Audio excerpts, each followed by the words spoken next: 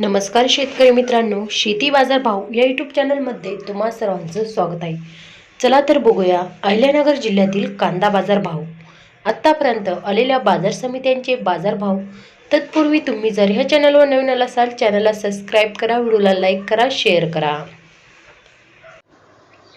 कोपरगाव उन्हाळी कांदा बाजारपेठ दर 500 रुपये क्विंटल, सर्वसाधारण दर 1000 रुपये क्विंटल, जास्तीत जास्त दर 1226 रुपये क्विंटल।